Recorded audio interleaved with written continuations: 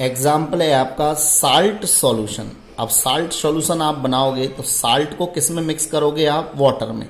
तो वाटर और साल्ट दोनों मिक्स हो गए, दोनों के नेचर अलग अलग हैं, दोनों की केमिकल प्रॉपर्टी अलग अलग है, तो वो एक इम्प्योर सॉल्यूशन हो जाएगा। और इम्प्योर सॉल्यूशन है, इम्प्योर सब्सटेंस है। नेक्स्ट मिल्क, मैंने अभी अभी आपको बताया था मिल्क भी जो है कि आपका इम्प्योर सब्सटेंस है, क्योंकि इसमें डिफरेंट काइंड्स पार्टिकल्स पाए जाते हैं। एयर भी, एयर में देखिए आप डिफरेंट टाइप की गैसेस मिक्स होती हैं, हाइड्रोजन है, ऑक्सीजन है, नाइट्रोजन है, कार्बन डाइऑक्साइड है। तो डिफरेंट टाइप की जो नेचर की गैसेस मिक्स होने की वजह से ये आपका इम्प्योर सब्सटेंस हो जाएगा। आपकी कोल्ड ड्रिंक है, कोल्ड ड्रिंक में भी अलग अलग तरह के जो है कि पार्टिकल्स, सब्सटेंस के पार्टिकल प्रेजेंट होते हैं। जैसे उसमें शुगर भी होती है, उसमें वाटर भी होता है, उसमें कार्बन डाइऑक्साइड भी सॉल्युबल होती हैं। तो कोल्ड ड्रिंक्स भी आपका इम्प्योर सब्सटेंस होगा।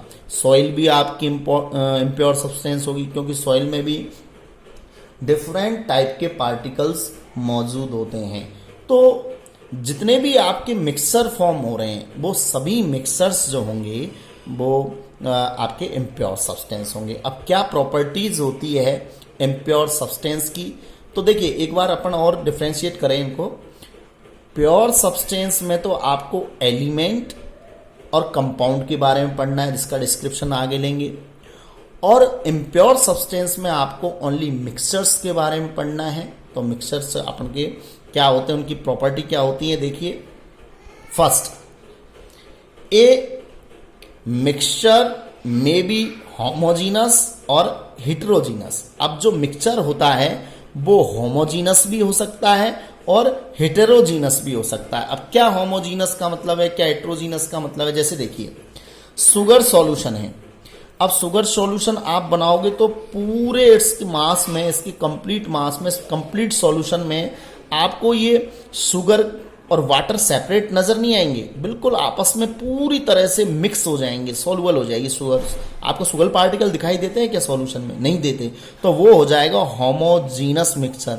और हेटेरोजीनस में, जिसमें सैंडी वाटर अपन ले रहे हैं, तो देखो इसमें सैंड जो है वाटर में क्लियर नजर आती है कि सैंड है भाई इसमें, तो ये हेटेरोजीनस टाइप का हो जाएगा। जिसमें आपका कंपोनेंट जो अदर काइंड ऑफ कंपोनेंट्स है वो आपको बिल्कुल दिखाई नहीं दे रहा है, पूरी तरह से उसी में मिक्स हो गया है, तो वो होमोजीनस हो जाएगा। और जिसमें आपको डिफरेंट टाइप का जो अलग कंपोनेंट है, वो कंपोनेंट आपको जिसमें आप मिक्स कर रहे हो वो अलग से दिख रहा है, आपको आसानी से आप उसे देख पा रहे हो। जैसे सैंडी वाटर में सैंड को आप अच्छे से वाटर में देख पा रहे हो, तो वो हेटेरोजीनस मिक्सचर होगा आपका। तो यहाँ पर टाइप्स बता दिए मिक्सर के, होमोजीनस और हेटेरोजीनस टाइप के होते हैं, जिनकी डेफिनेशन अपन आगे जब मिक्सर को कंप्लीट पढ़ेंगे तब इनको अलग से सेपरेट पढ़ेंगे।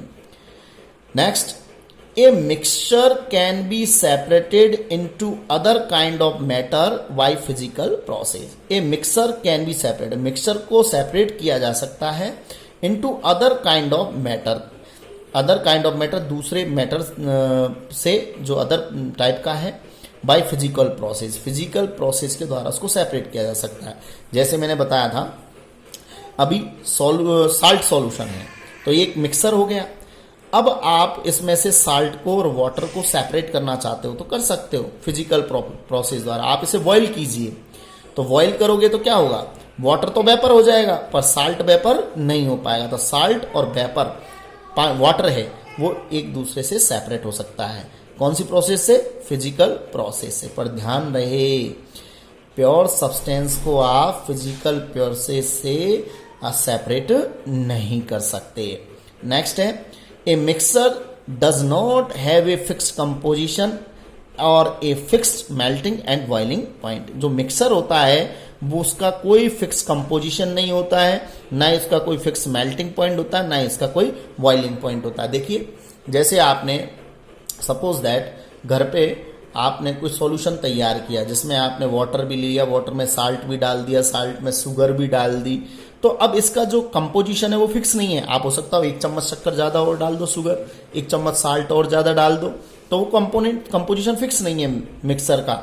अब जब आप जैसे जैसे सब्सटेंस मिक्स करते जाओगे तो इसका बॉइलिंग पॉइंट और मेल्टिंग पॉइंट भी क्या होता चला जाएगा, चेंज होता चला जाएगा। तो मिक्सर का ना तो कंपोजिशन फिक्स रहता, ना इसका melting and boiling point fix रहता है।